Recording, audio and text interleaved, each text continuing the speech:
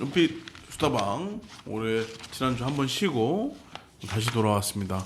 예, 오늘 모처럼 비가 많이 내렸습니다. 비가 많이 내리고 많이 가물었는데 비가 내렸는데 요즘 이상기후 현상인 것 같아요. 그래서 꽃감을 말리던 사람들도 꽃감이 날씨가 너무 진짜 그러니까 꽃감이 빠진다고 하더라고요. 빠지고 그래서 이 11월 초중순 되면 좀 날씨가 좀 추워지고 쌀쌀해져야 되는데 그렇지 않은 것 같아서 조금 또 걱정이 됩니다. 그쵸, 어쨌든 이제 김장철이 이제 다음 주부터 이제 김장을 시작한 데가 벌써 있겠죠, 그죠? 김장도 하고 지금 설이 내리기 전에 이제 서리태도 수확을 해야 되고 상강이 지났나요, 지금요? 한강 지난 것 같은데. 예, 어쨌든 네.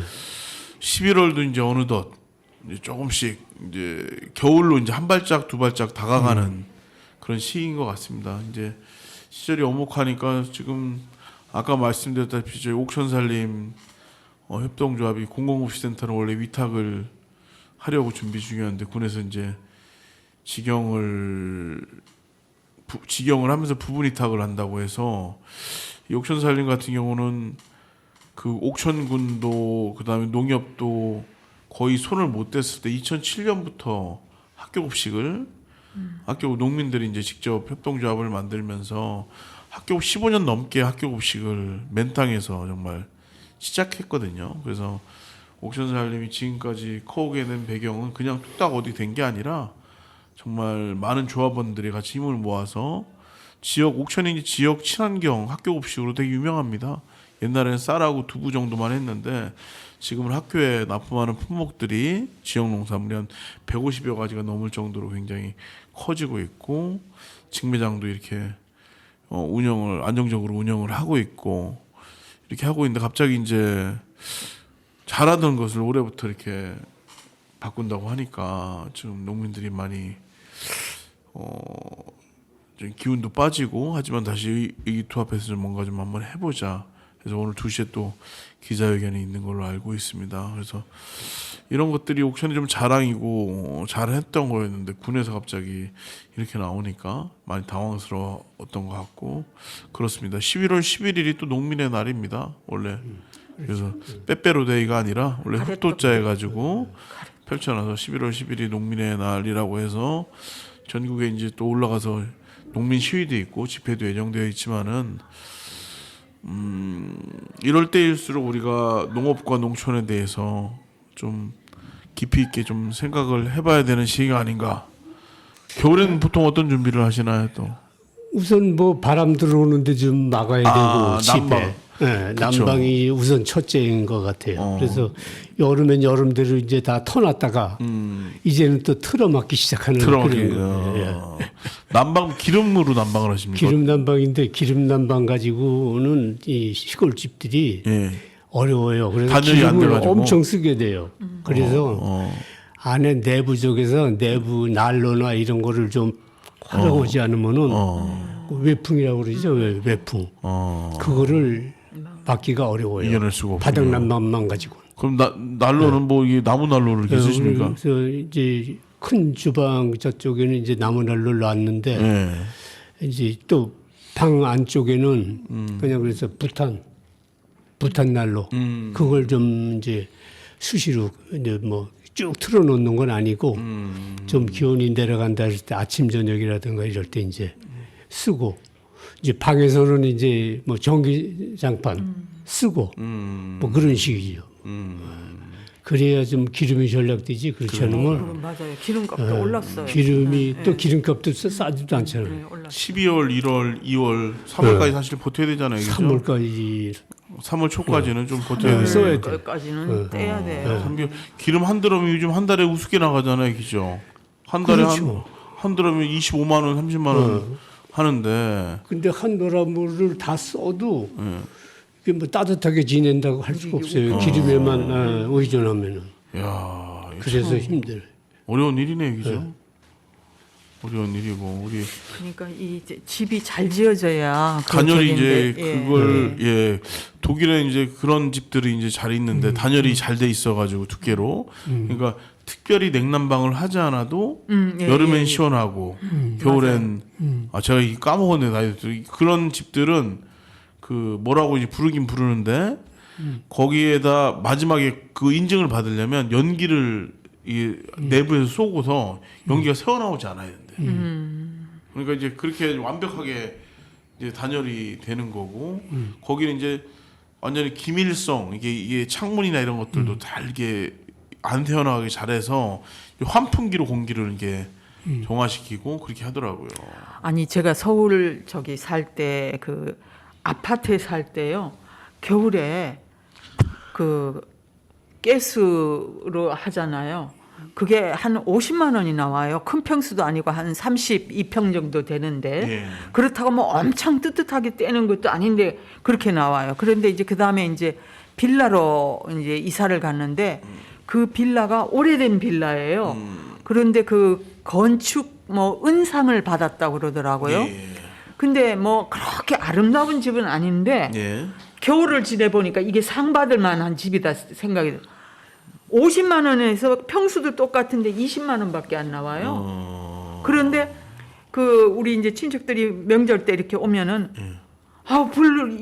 얼마를 이렇게 가스비가 얼마씩을 떼는데 이렇게 뜨뜻하게 지내냐고 아니라고 한 달에 20만 원밖에 안 된다 그랬더니 깜짝 놀라는 거예요. 근데 아주 그냥 훤해요. 그래서 그때는 그냥 정말 내가 뭐 지금보다도 더 젊었기도 하지만은 반팔을 입어도 막 답답해요. 너무 더워가지고. 그러니까 이게 집을 잘 짓는다는 게 예, 대신 또 여름엔 되게 시원해요.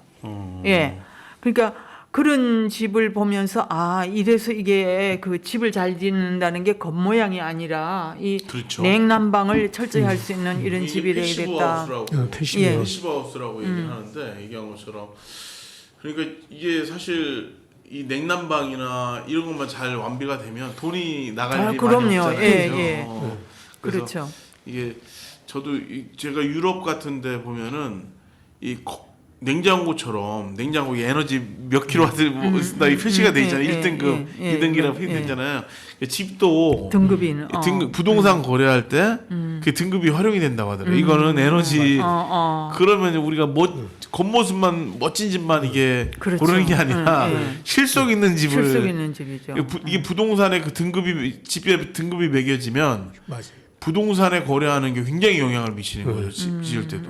그렇구나. 그냥 겉보기엔 되게 삐까뻔쩍해 보이는데 그렇죠. 예. 텅텅이 단열도 안 되고 예. 추워 그런 데가 많이 있잖아요. 예, 그죠? 맞아요. 예. 실속 있는 집을 우리나라 건축 문화도 많이 바뀌어야 된다. 발을 예, 그런 거 바뀌어야 그래야 될것 이제 이사 갈 같아요. 때 건축 등급이나 이런 것들이 매겨져 가지고 에너지 효율이 몇 등급인지 그렇지. 예, 맞아요. 이게 정부가 좀 인정을 하는 이유는 그게 돼 있다고 하더라고요. 유럽 쪽에는. 그러니까 부동산 거래할 때 아무리 뭐 멋진 집이라도 이게 실속이 있는지 그거에 거래가 많이 된다고 하거든요. 그러니까 그게 이제 우리가 요새 말하는 기후 뭐 변화에 에너지 절약하자는 거에 예. 가장 중요한 거잖아요. 예, 그렇습니다. 예, 예. 그래가지고 저는 그런 것들이 빨리 보급이 돼야 진짜 이 건축 집을 지을 때도 예. 정말 제대로 짓는 문화가 되고 이게 기름이나 전기가 절약이 되면서 되게 좋지 않을까 단열로 많이 맞아요. 되지 않을까 싶습니다. 아, 우리나라가 참 이게 어떻게 보면 사계절이 좋은 나라라고 이야기를 하지만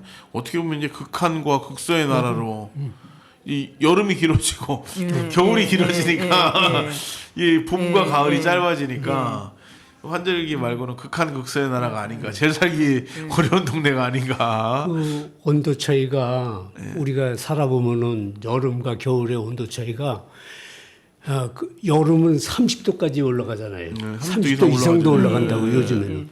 근데 겨울은 또 20도까지 마이너스 20도까지 내려간다. 그러니까 50도를 오르내리는 거를 우리는 견디고 사는 거예요. 예.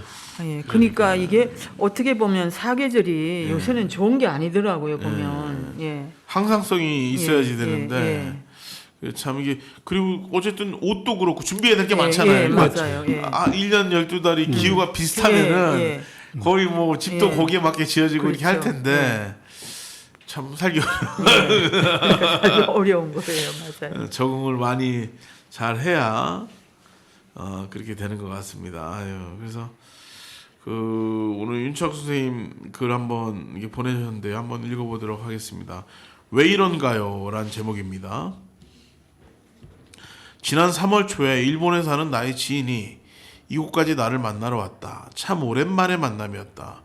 우리는 그동안 쌓인 이야기를 하루 종일 나누었다. 섭섭했지만 저녁에는 헤어져야 했다. 그는 돌아가는 버스에 오르면서 나에게 길 걸을 때 조심하세요. 길이 울퉁불퉁해서 잘못하면 다치겠어요. 라는 말을 했다. 그의 눈에 힘든 길이 보였나 보다. 이곳저곳 길을 보수하는 작업이 여름 내내 진행되고 있지만 아직도 끝이 나지 않은 모양이다. 일하는 사람들이 조금이라도 덜 힘들게 너무 더운 때는 아니면 혹한에는 좀 쉴 수 있게 멈추는 게 좋으련만 아직 작업이 완전히 마친 상태가 아니라 조금은 조심스럽지만 그래도 알려야겠다. 짬뽕면과 중국집 앞쪽에 차들이 주차를 해놓아 평산시는 잘 보이지 않지만 차가 없을 때 보면 둥글게 움푹 패인 곳이 있다. 또 옥천여 중 정문 앞을 자주 지나가는 나로서는 이해가 안 되는 부분이 있다. 옥천여 중 정문을 바라보는 좌측에 차들이 다니는 길이 있다. 그곳에 직사각형으로 0.8 곱하기 2.5cm 정도, 깊이가 2cm 정도 되게 반듯하게 파놓은 곳이 있다. 보수를 하기 위한 곳으로 보인다. 내가 본 것도 올 봄이었던 것으로 기억이 된다. 여기도 차들이 자주 왕래하는 곳이다. 물론 일손이 모자라서이겠지만 자치는 사람 없게 빨리 처리해 줬으면 하는 바람이다. 그리고 정말 이해가 되지 않는 부분이 있다. 옥천여 중 바로 정문 앞에는 분명 보수 작업을 한 것 같은데 그전이나 똑같은 모양새를 띠고 있다. 짙은 검은색의 포장도로에 쓰이는 아스콘으로 보수한 것이 씌워졌지만 움푹 패인 것은 처음과 같은 모양 그대로이다. 크기는 원둘레가 대략 50에서 60cm 정도는 됨직하다. 기우뚱되었던 모양이다. 할머니는 벗겨진 신발을 다시 고쳐 신으시며 큰일 날 뻔했다고 혼자서 중얼거리고 계셨다. 나도 넘어진 적은 없지만 헛디딜까봐 그것을 지나갈 때면 신경이 쓰인다. 아직 보수가 안 되었다면 빨리 고치라고 요구하겠지만 이는 보수가 된 상태인데 왜 이런 식인지 이해가 가지 않는다. 또 길을 걷다 보면 높낮이가 달라 자칫하면 걸려 넘어질 수 있는 곳이 여럿 있다. 군청 맞은편 인도에는 이런 높낮이를 몰딩식으로 맺고 편하고 안전하게 걸을 수 있게 해놓았다. 다른 곳도 그렇게 해주기를 바란다. 그러면서도 노인이나 어린이들의 안전교육을 할 때 보면 이런 문제는 하나도 거론되지 않고 있다. 자신이 미끄러지거나 넘어지지 않도록 하라는 주의사항뿐이다. 예, 정말 인도가 평평하지 않은 곳이 되게 많죠. 그래서 이게 휠체어 타고 다니는 사람들이나 전동차 타고 다니는 사람들이 되게 위험한 지경에 이르는 것이 많은 것 같습니다. 이런 것들 많이 좀 개선이 돼야 될 텐데요. 글쎄 말이에요. 그러니까. 그거에 대한 느낀 점을 써주신 거죠? 예, 예. 근데 일본에도 온 친구가 그냥 여기 하룻밤도 못 지내고 그냥 바로 가신 거예요? 예. 그러시구나. 어떻게 아는 저- 지인이십니까? 한번 저기 그 전화 주신 적 있죠? 예. 저기 일본에서 공부했던 저기. 예. 박사 학위를 받았다고 예. 학위 논문을 가지고 왔더라고요. 아. 예. 그래서 또 곧 돌아가야 되고 해서 집이 청주예요. 그래서 이제 왔다가 이제 다시 일본으로 돌아갔어요. 그래서 그러셨군요. 예. 어쨌든 좋은 글 되게 감사합니다. 되게 이 인도와 보도와 좀 이동권과 관련한 것들에 대해서는 되게 좀 중요한 부분 같습니다. 사실 이게 그 차가 없는 사람들, 사실 차가 있는 사람들은 그렇게 불편할 게 없는데 이 차가 없는 사람들이 대부분 약자잖아요. 사회적 약자인데 걸어 다니고 자전거 타고 대중 버스를 이용하는데 그분들은 상대적으로 목소리가 약한 분이기 때문에 잘 반영이 안 돼요. 보면 저도 버스 정류장을 보면 정말 비가림이 안 돼 있는 것도 되게 많이 있고 의자들도 되게 방치되어 있는 것들 되게 많이 있거든요. 그래서 그런 것들이 좀 빨리 개선이 됐으면 좋겠다. 그래서 버스 타고 자전거 타고 이 걸어 다니는 게 더 편해야 되는데 더 불편하니까 그런 게 좀 문제인 것 같습니다. 내가 그 버스를 자주 이용하잖아요. 예. 이용하다 보면은 그 버스 정류장에 이제 그 칸막이를 이렇게 해서 의자 놓고, 해놨어요. 예, 뭐 예, 바람이나 예, 이런 예, 거 좀 막아주고 또 의자도 해놓고 이랬는데 한 가지 아쉬운 게 뭐냐면은 예. 그 지붕을 예. 완전히 그 투명으로 돼 있어요. 투명. 뭐 한 반 3분의 1 정도는 뭐 가려 있지만은 투명해요. 그러다 보니까 이게 겨울에는 괜찮을 거예요. 햇빛 그런데 때문에, 여름에는 진짜 햇빛이 직접 내려 뜨겁네요. 쏟으니까 그 안에 앉아 있을 수도 없는 거고 완전히 그냥. 그런 불편함이 있더라고요. 그래서 거기 또 오히려 좀 가려주면은 어떨까. 그런데 전부 버스 정류장마다 보면은 그렇게들 해놨다. 아, 천장이 투명. 천장이 투명이다. 예. 아니 그래서 이것이 그게 값이 싸서 그런가? 이것이 이용을 안 해본 사람들이 그거를 만든 거야. 그렇죠. 기획을 그렇죠, 하고 그렇죠. 설계를 예, 한 예. 거야. 탁상 행정이라고 하는 그렇죠. 탁상에서. 예. 그리고 해놨으면은 좀 돌아보고 그렇죠, 이것이 돌아봐야 돼요. 뭐가 예, 문제점이 없나를 이걸 짚어봐야 되는데 전혀 그 후속 조치나 이런 게 없는 거라고 봐야 아니 돼요. 제가 지난번에 왜 그 외등 얘기했잖아요. 예. 뭐 그게 혹시 뭐 이렇게 어디 알려졌는지 어쩐지는 제가 모르지만은 예. 그대로예요. 근데 요새 5시면은 아주 깜깜하거든요, 새벽에. 새벽 5시인데 깜깜할 때는 불을 꺼요, 외등을. 그리고 또 이제 환한 낮에는 또 켜져? 예, 또 켜죠. 켜져요. 그게 그러니까 그걸 그러니 타임 그거를 잘못 그러니까 설정을 했는데 예. 그걸 고치지 못한 그러니까 거야. 그게 이제 지금 말씀하신 대로 한 번 돌아보면 그게 예, 고쳐지는데 해놓고는 그냥 끝이에요. 그리고 또 한 가지 이제 그걸 그 칸막이를 해놨잖아요. 예. 그러면 이제 버스가 오는 거를 안에서 볼 수 있어야 되잖아. 그렇죠. 예. 그런데 보는 쪽에 또 스티커를 일단 걸 또 붙여놨어요. 또 뭐 거기가 뭐 어쩌고 뭐 몇 번째 뭐 버스 정류장이라는 걸 알리는 건지 몰라도 그쪽 방향에다 그걸 붙여놨으니 거기에 가려서 또 안 보이는 거야. 그러니까 오는 버스도. 그건 참 그게 너무하다. 이제 버스를 기다리는 사람은 몇 번 버스가 내가 갈 그 목적지가 있는 그 버스가 몇 번 버스다 하는 게 나오거든요. 그럼 버스 오는 거를 미리 좀 이렇게 쳐다볼 수 있어야 되잖아요. 그렇죠. 그걸 갈아놔 버렸어. 하여튼 그거 돈을 들여서 만들긴 만들었는데 좀 그 사후 관리나 제대로 돼 있었나 이런 거를 한번 좀 아니 좀 그 버스 말씀을 봤으면 하시니까 제가 지난번에 그 구읍을 한번 이렇게 혼자 나는 게 막 그 사람들 복잡복잡하지 않을 때 이제 저기 하려고 구읍을 오후에 이렇게 한 바퀴 빙 돌았어요. 그리고 이제 돌다 보니까 다리가 아파서 올 때 버스를 타려고 버스 정류장에 기다렸더니 할머니들이 저쪽으로 다 건너가시더라고요. 길 건너로. 그러더니 나보고 막 오래요. 그래서 저는 저 시내 이제 구읍 쪽으로 갑니다 그랬더니 그러고 가니까 이거 오라고 막 난리를 쳐요. 그런 옹격길을 건너갔더니 이 버스가 일로 오는 게 아니라 일로 오면 금방 오는데 읍으로 구읍 금방 오는데 구읍인데 돌아 해서 아이 얼른 오세요. 동이면으로 뭐 나는 아주 팔방도리를 했어요 그날. 그러니까 이게 버스가 보니까 빙빙 도나 봐요. 예, 그래서 글쎄 뭐 사람도 많지 않으니까 그런 식으로 했겠지만 그 참 버스를 그렇게 그냥 가까운 거리를 오기 위해서 빙빙 돌아가지고 팔방도리를 한 게 그날 너무 우습고 또 오랜만에 버스를 타니까 막 그 울퉁불퉁한 길을 막 꼬불꼬불 돌아서 이제 어지럽더라고요. 그래서 내가 버스를 탄 지 오래돼서 이런가 그냥 그런 생각을 했는데 그건 큰 문제는 아니겠지만 아마 버스를 타는 사람이 많지 않아서 그렇겠죠. 그렇겠지만은 어쨌든 그런 문제도 좀 있고요. 우리 그 천인기 선생님은 가을에 대해서 또 이렇게 정치를 또 이야기를 지난번에 하셨는데 그 저희 오늘 그 이야기 주제로 가을로 예. 해가지고 그러니까 가을에 좀, 한번 얘기를 한번 좀 해주시죠. 그래서 그래서 가을에 대해서 이렇게 저기 뭐 찾다 보니까 그 몇 가지 그 저기 이렇게 마음에 들어오는 글귀들이 있어가지고 예. 그래서 이걸 한번 찾아봤어요.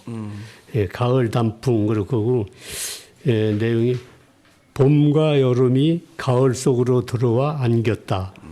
이게 짧으면서도 참고 예, 말이 봄과 여름이 가을 속으로 들어와 안겼다. 이게 상당히 예, 그 말이 참 좋네요. 말이 마음에 와닿더라고요. 그래서 그걸 한번 적어봤어요. 봄과 가을이 봄과 여름이 봄과 여름이 가을, 가을 속으로 들어와 들어와 안겼다. 안겼다. 아 이게 서윤덕 씨가 이렇게 예, 썼대요. 이게 소인덕 씨가. 예. 그리고 또 하나 또 읽어주시면 그 그리고 밑에 있는 그 다음에는 꽃잎이 떨어져 바람인가 했더니 세월이더라. 이것도 참 예. 진짜 좋네요. 이게 꽃잎이 떨어졌는데 이게 바람에 떨어졌는가 했더니 세월에 떨어졌다. 야 많은 생각을 하게 되네요, 그죠? 그게 아주 짤막하면서도 참 진짜 상당히 함축이 심오하다 그럴까 예. 깊이 있는 그런 글귀라서 그걸 한번 발췌해 본 거예요. 또 낙엽이 가는 길에 나훈아 노래를 또 이렇게 하나 해오셨는데 가사가 오늘 내가 좀 시- 신청곡으로 신청곡으로. 했는데 여기서도 요 이제 글귀 중에서 예. 그 이제 보면은 가지에 맺은 종은 시거만 가네. 그래서 이제 그 낙엽 잎이 예. 가지에 달려 있잖아. 예. 그 이제 봄에 생겨가지고 여름에 커서 커 왔단 말이에요. 그러다 이제 가을에 낙엽이 질 때 떨어져야 되잖아. 그러니까 이제 그동안 맺어져 있는 종이 떨어진다. 뭐 이런 것 같아. 그래서 또 귀절이 또 마음에 드는 거예요. 그래서 그걸 한번. 내 몸이 떨어져서 어디로 가나 지나온 긴 여름이 아쉬웠지만 바람이 나를 몰고 멀리 가면은 가지에 맺은 정은 식어만 가네. 겨울이 찾아와서 가지를 올려도 내일 다시 오리라 웃고 가리라. 울어도 울어봐도 소용이 없네. 이제는 떠나야지 정든 가지를. 저 멀리 아주 멀리 나는 가지만 가지에 맺은 정은 식어만 가네. 겨울이 지나가고 봄이 오면은 또 다시 찾아오리 정든 가지를. 이야. 참 진짜. 예. 낙엽이 진다는 건 좀 이게 약간 쓸쓸한 느낌도 좀 나는 것 같아요, 그죠? 낙엽에 대해서 이제 제가 지금 살고 있는 집이 그 옆에 이제 정자 있고 큰 나무가 두 그루가 있어요. 근데 이제 처음에 이사 왔을 적에는 그 가지가 지금보다 상당히 더 무성했었어요. 내가 이제 이사 와서 마당 쪽에 있는 가지를 좀 잘라냈지. 그 잘라내기 전에 이제 한 두 회는 그냥 있는 대로 있었거든요. 가을만 되면 여기서 낙엽이 엄청 떨어져요. 그래서 이제 한 해는 아예 낙엽 떨어지는 걸 쓸질 않았어. 그대로 놔뒀어. 그랬더니 조금 과장해서 한 10cm는 쌓인 것 같아. 그래서 내가 그거를 사진을 찍어가지고 페이스북에서 올리면서 낙엽 카페트 이렇게 하고서랑 제목을 쓰고 그걸 한번 올려본 적이 있어요. 그게 걸음이 돼요 나중에? 물론 걸음들 되죠. 되는데 이제 이제 결국은 쓸어냈지만은 그거를 한동안 그냥 그대로 떨어지는 대로 내둬봤다고.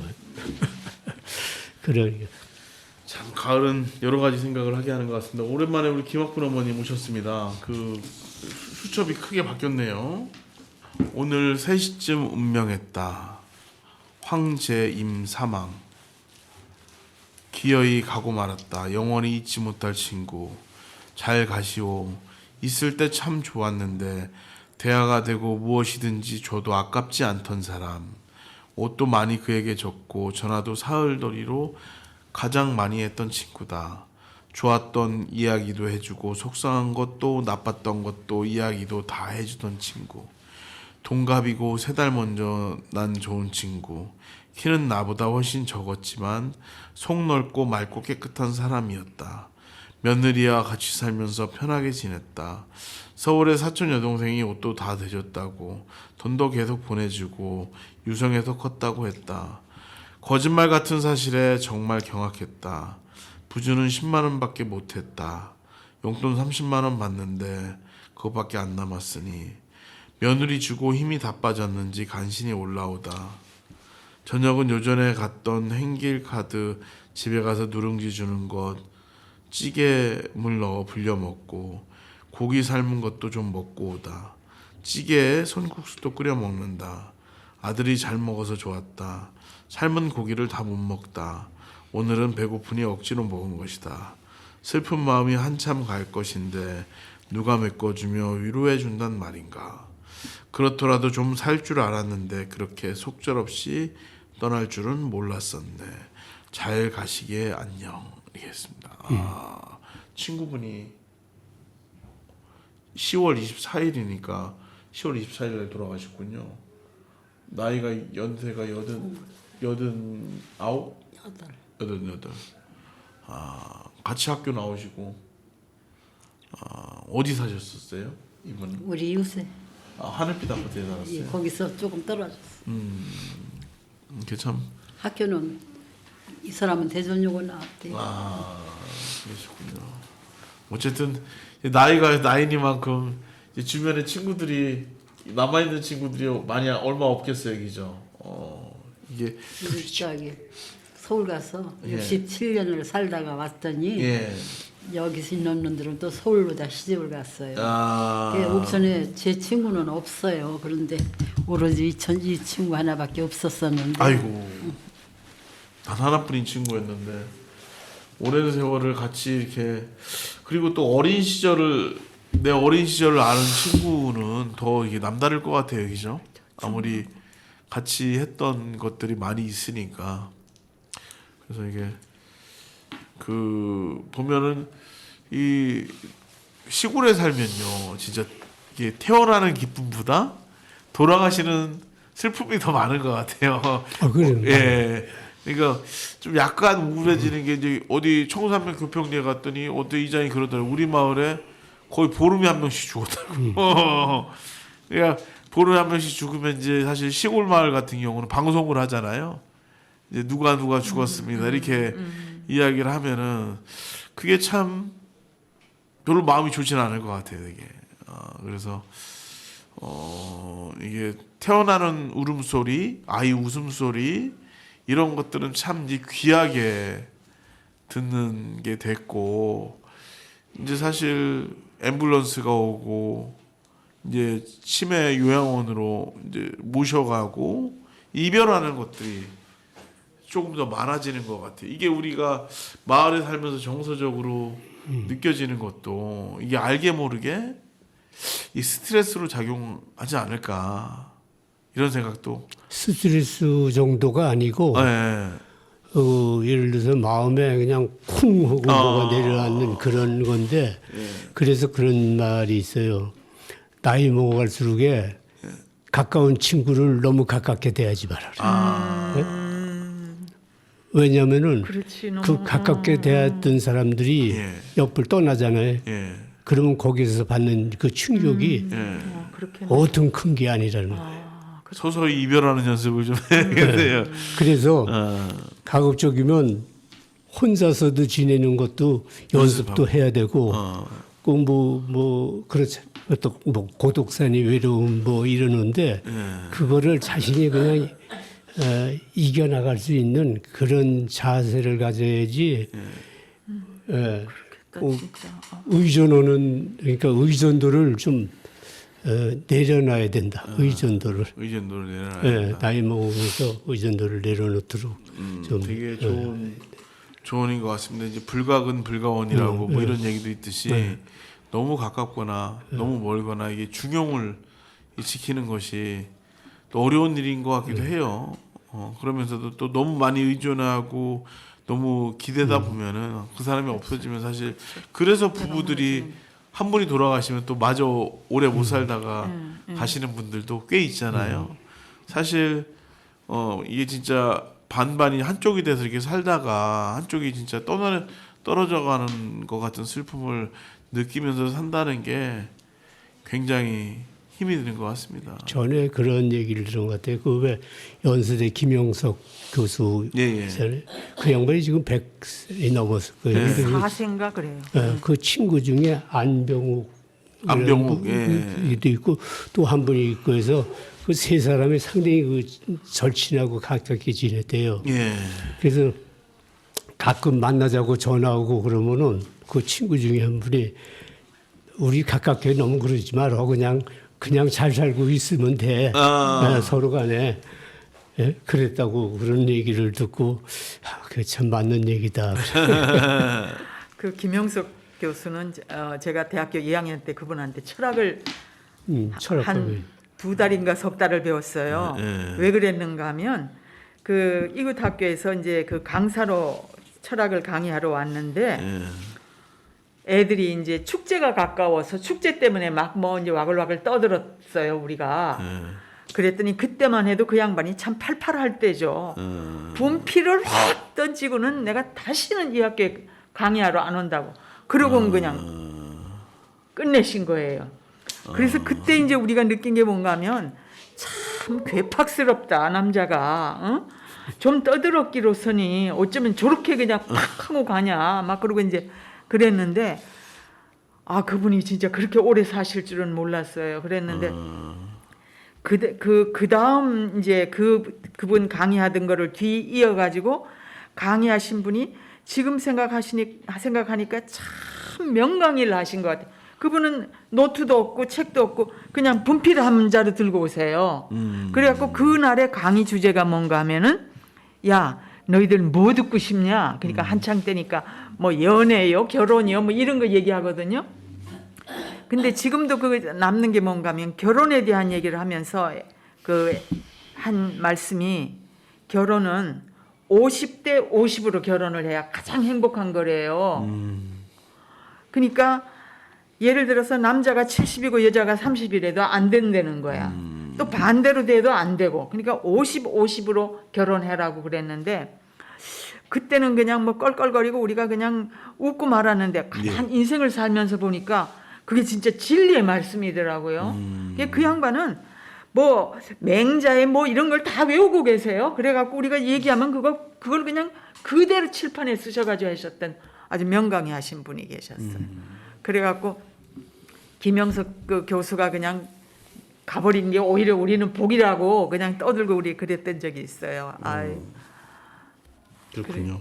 어쨌든 참 이게 가을 이제 겨울이 이제 추운 가장 이제 인생에도 이제 봄, 여름, 가을, 겨울 이렇게 그렇죠. 표현하지 않습니까? 그래서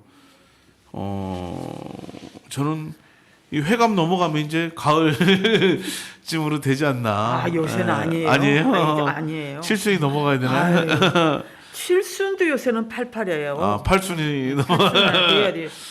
옛날에는 정말 70을 살면은 엄청 늙은이 같았는데 예. 나는 아버지가 50 몇 살 때 우리 아버지는 굉장히 늙었다고 생각했는데 지금 생각하니까 50은 뭐 청춘이죠. 청춘이죠, 청춘. 그럼요. 알겠습니다. 나이를 이렇게 재정의하고 봄, 여름, 가을도 이제 아까 7순, 8순까지 이제 얘기하는 걸 보고서 어쨌든 시골의 특성상 고령화가 많이 되다 보니까 실제적으로 이게 뭔가 활력 있는 일이 그리고 또 관계들이 새로운 사람들이 많이 오거나 그러진 않잖아요. 그래서 그런 공동체가 되다 보니까 아까 얘기한 대로 이게 쿵하니 이게 진짜 그 어떤 사람의 슬픔도 아픔도 같이 이게 쿡 다가오는 것 같아요. 그래서 저는 곰곰이 좀 생각을 해봅니다. 이런 가을 이제 추수하고 이제 들녘이 약간 쓸쓸한 느낌이 나잖아요. 오곡백과 풍사과까지 감도 깎고 이제 막 하고 있지만 이제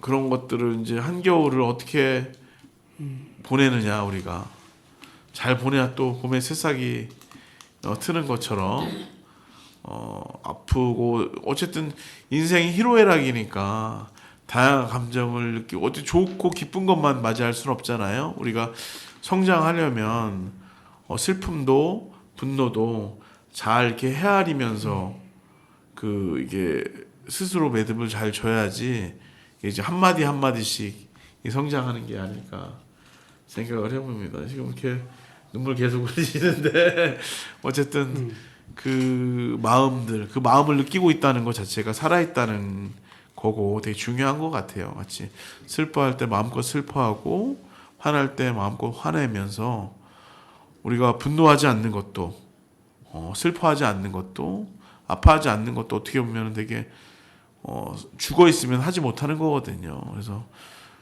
그런 것들을 같이 좀 느끼는 게 되게 중요하다라고 생각을 합니다. 오늘 고생 많이 하셨습니다. 고맙습니다. 예. 늘.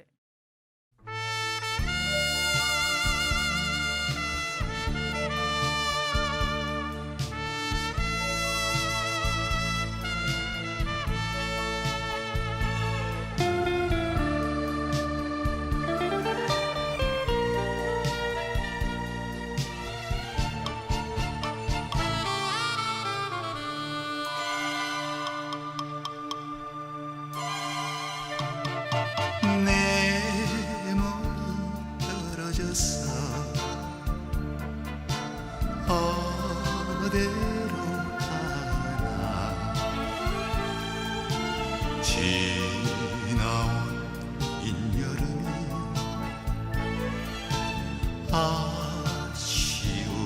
아쉬웠지만 바람이 나를 몰고 멀리 가면은 가지에 맺은 자는 식어만 가네 겨울이 찾아왔어 같이 울려도 내일 다시 오리라 웃고 가리라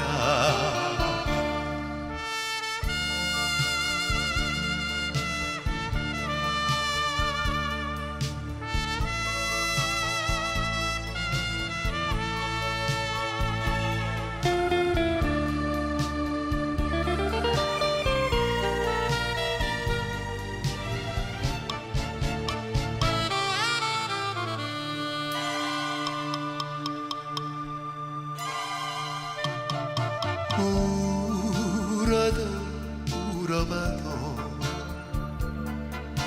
소용이 없네 이제는 떠나야지 정든 가지를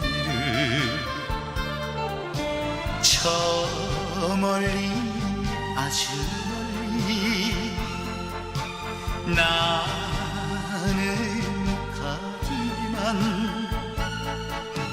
가지에 맺은 자는 식어만 가네 겨울이 지나가고 봄이 오면은 또다시 찾아오리 정든 가지를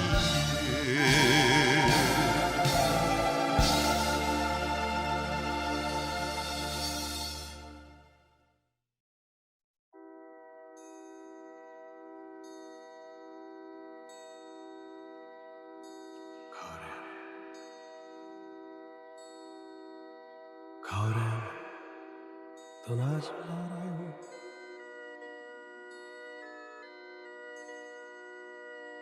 낙엽쯤에 서름이 더해요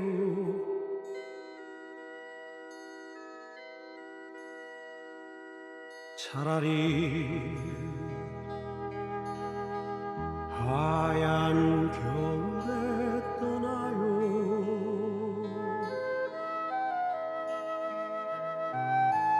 눈길을 걸으며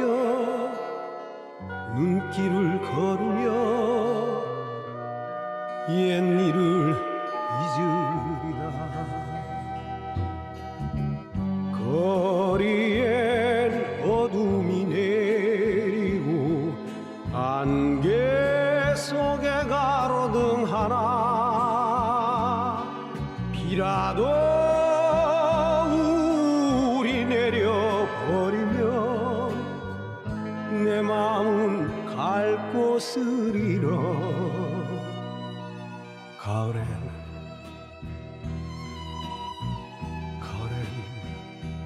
떠나지 말아요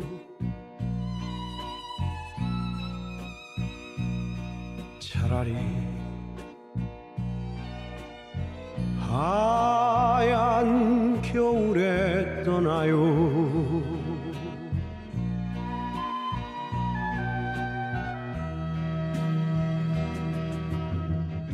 거리엔 어둠이 내리고 안개 속에 가로등 하나 비라도 우리 내려버리면 내 마음은 갈 곳을 잃어 가을엔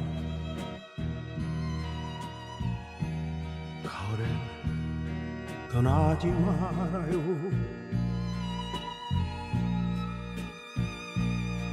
차라리 하얀 겨울에 떠나요 하얀 겨울에 떠나요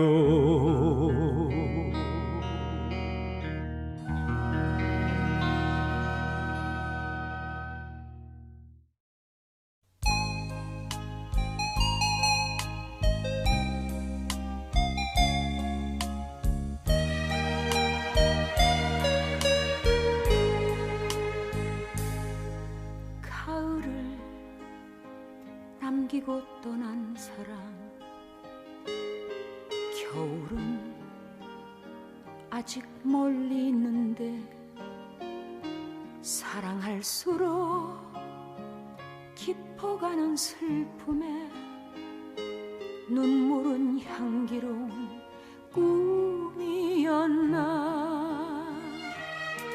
당신의 눈물이 생각날 때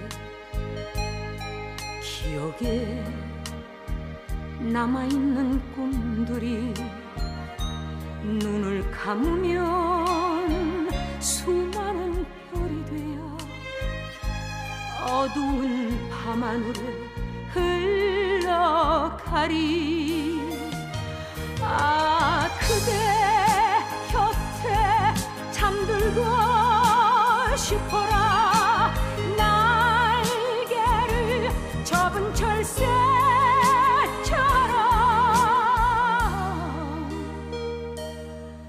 눈물로 쓰여진 그 편지는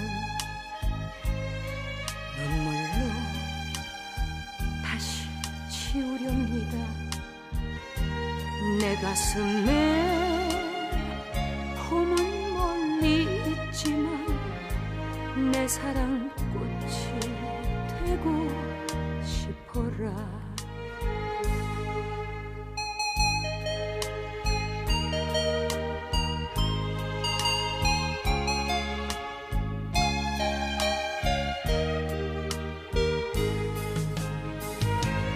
아 그대 곁에 잠들고 싶어라 날개를 접은 철새처럼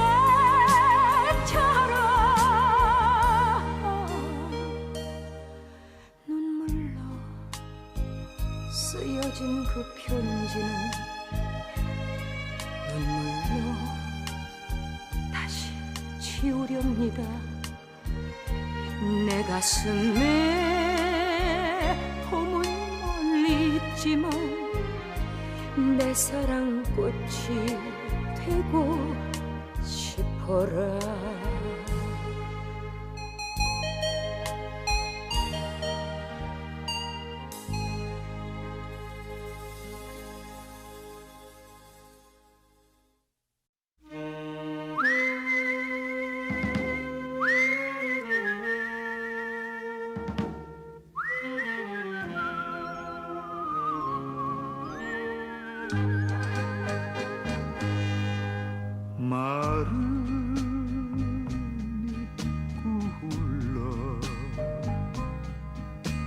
바람에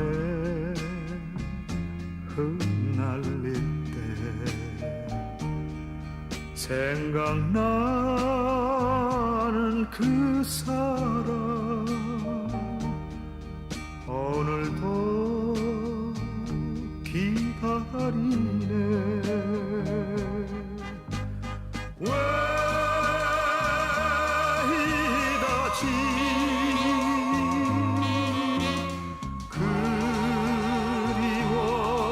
그리워하면서 왜 이렇게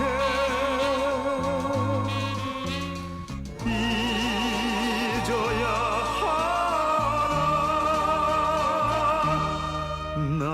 낙엽이 지면 다시 온다던 당신 어이해서 못 오나 낙엽은 지는데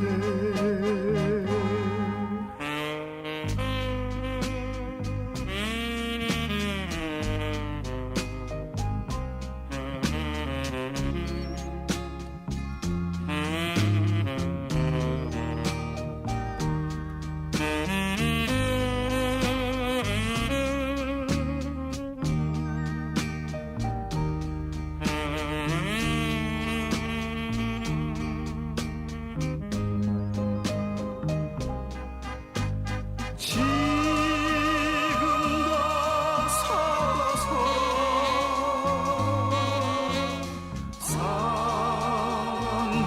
사랑하면서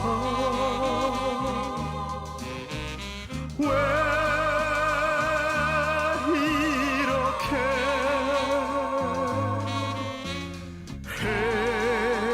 헤어져야 하나 낙엽이 지면 그리워지는 당신 만날 수가 없구나 낙엽은 지는데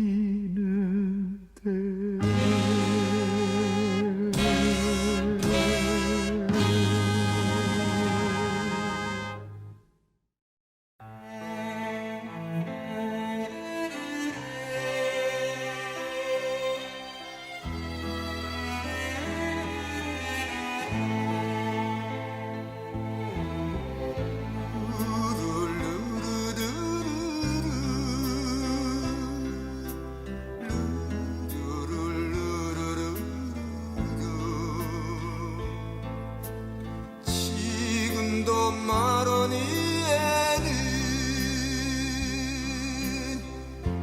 피고 있겠지 눈물 속에 봄비가 흘러내리듯 임자일은 술잔에 어리는 그 얼굴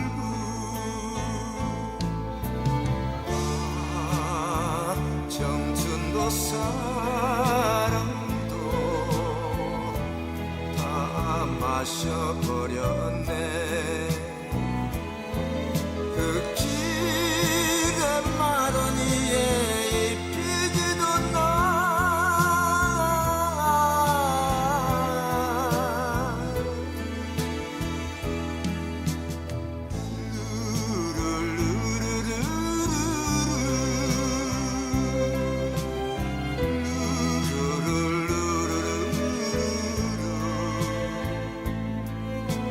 지금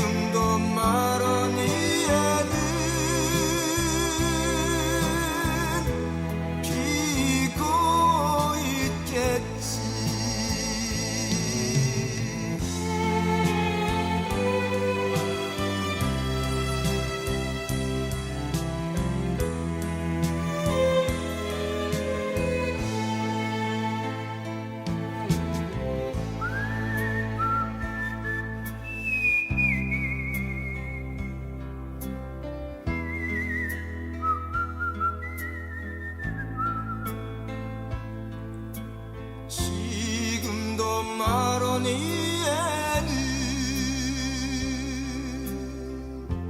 피고 있겠지. 바람이 불고 낙엽이 지듯이 덧없이 사라지. 다정한 그 목소리, 아, 청춘도 사랑도 다 마셔버렸네.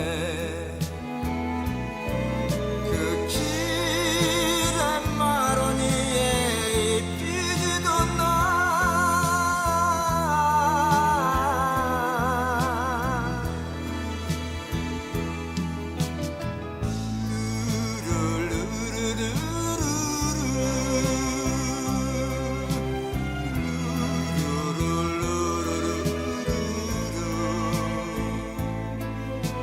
지금도 마로니에는 피고 있겠지.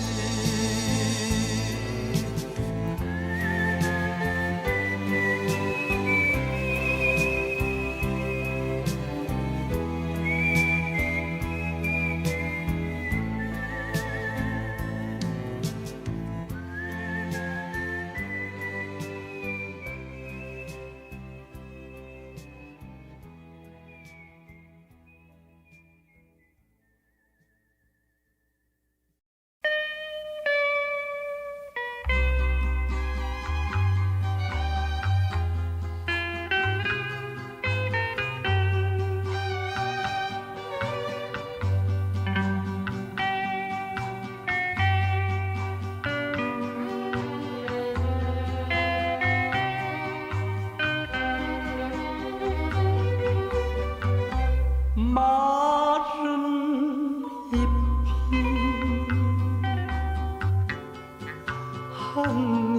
한이들이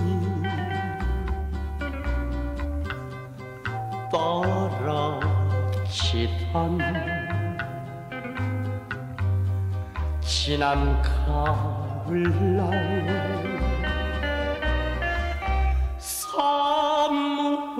사무치는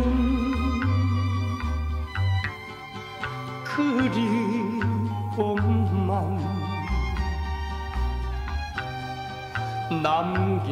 남겨놓고 가버린 사람 다시 또 쓸쓸히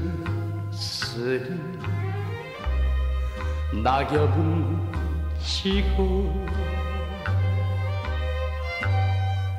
잔소리 기러기 울며 나는데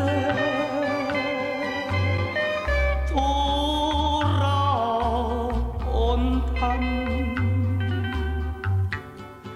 그 사람은 소식 없어 허무한 마음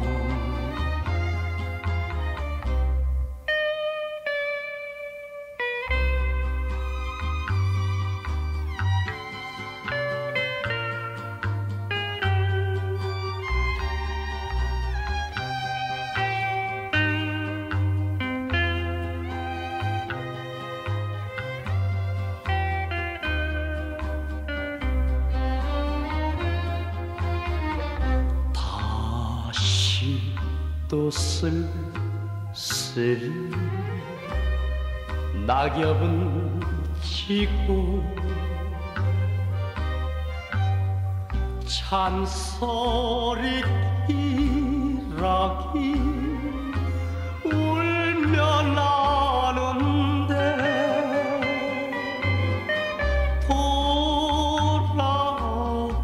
돌아온다는 그 사람은 소식 없어 허무한 마음